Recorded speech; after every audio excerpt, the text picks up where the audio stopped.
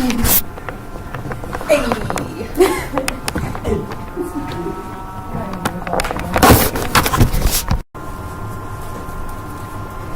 right, I would like you all to take a second to imagine a world in which you take a step and you're stepping in a pile of trash every few steps, and you also have to wear a mask when you walk around, and you need modern technology to basically survive.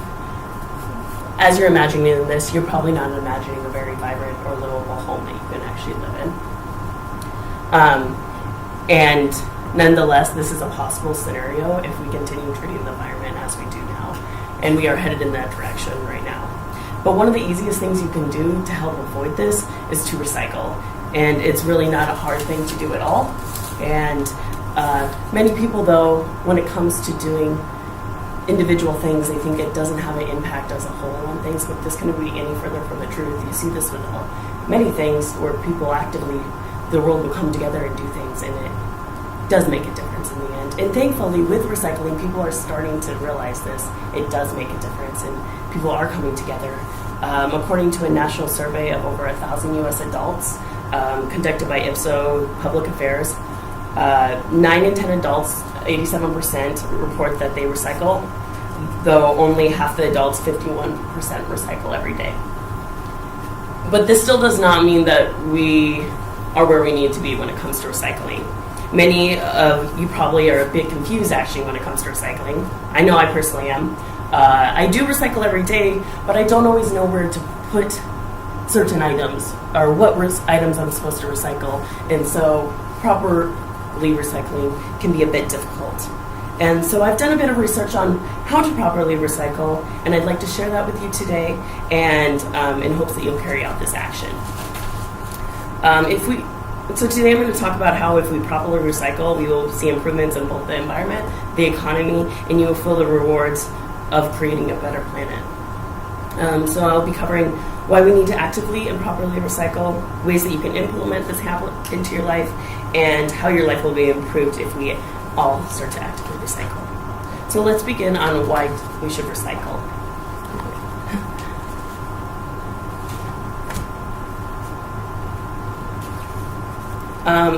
If we do not make a change in the recycling habits, the environment is going to severely suffer. According to the World Watch Institute, waste is expected to double in the next 15 years, and we are going to see more pollution, landfills overfilling, and yes, you stepping in trash every few steps, and a rising global temperatures, which will lead to us hardly being able to survive without modern technology. Recycling also prevents waste from going into the ocean, and our oceans make up 75% of this world, so we really need to be taking care of them. It is proven when there's a weak recycling culture, there's more litter and more waste going into the oceans, which definitely makes sense. And also according to the World Watch Institute, in the US, we make up less than 5% of the global population, but we generate more waste than any other country, which is really, really sad, but it makes sense because we're so materialistic. And that's even more of a reason we need to be recycling the things that we're using if we want to continue our materialism.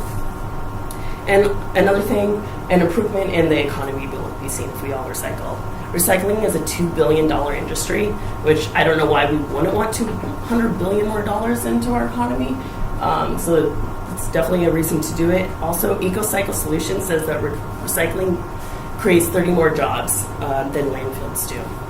A lot of conservative states especially have this mentality that if you take away or if you start environmental businesses, it's going to take away from those other businesses that are destroying our planet. But that couldn't be further from the truth. I mean, yes, those jobs are being destroyed somewhat, but even more jobs are being created, and we just need to switch our society over into that type of thinking that where we can have people doing these jobs that is creating a better economy for us in the end.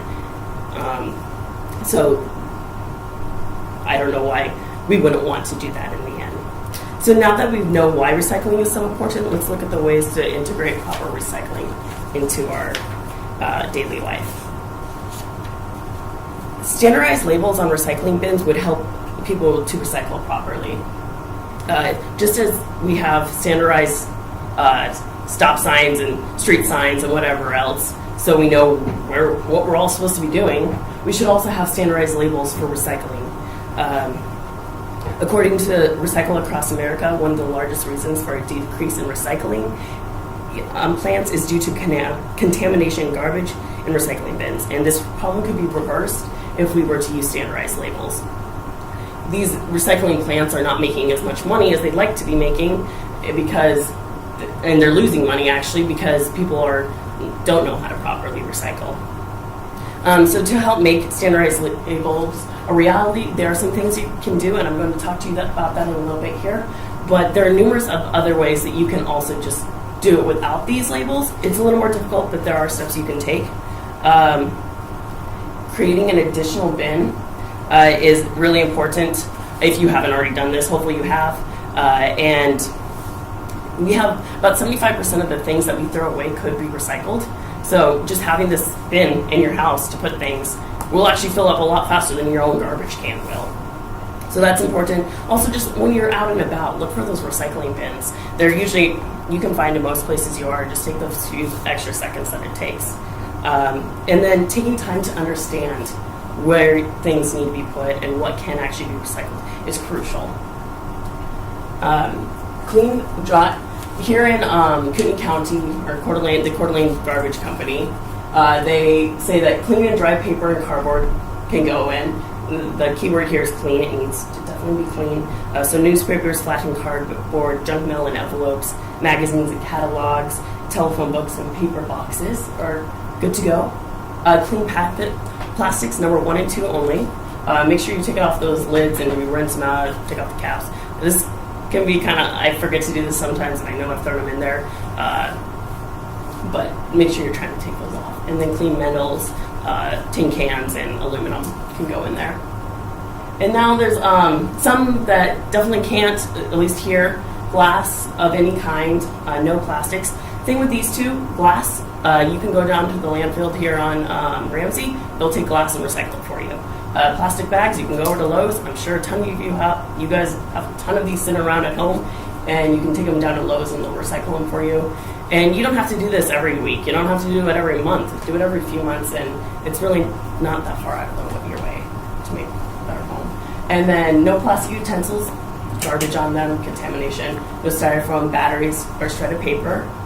No paper towels or napkins, again, because of that garbage could be on them and contamination. No yard waste, food waste, needles, syringes, of course not. Toxic containers or fluorescent bulbs. Again, if we were to create these standardized labels, yes, it would be a lot more convenient for all of us, and we would easily be able to, it just tells you exactly what needs to go where, and it makes a lot more sense.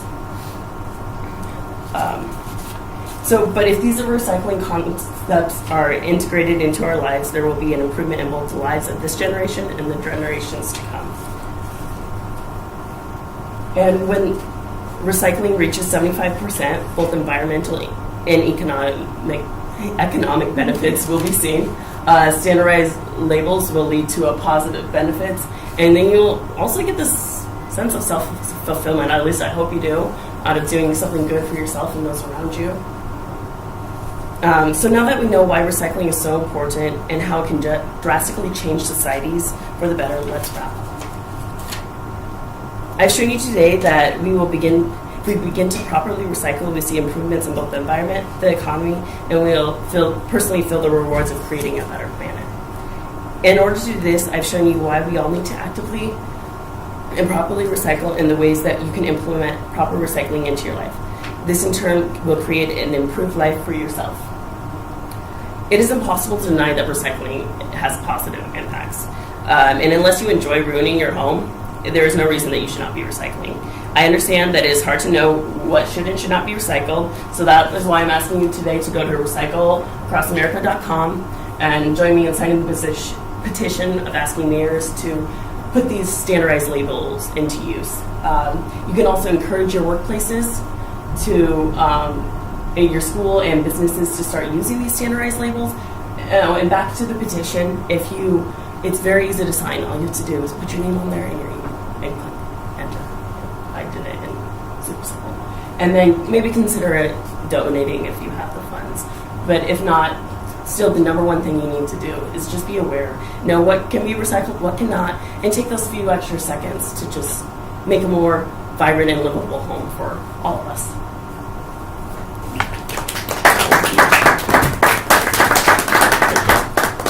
Any questions?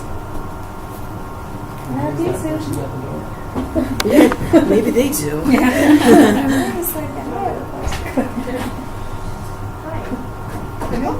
It depends. Do you recycle it?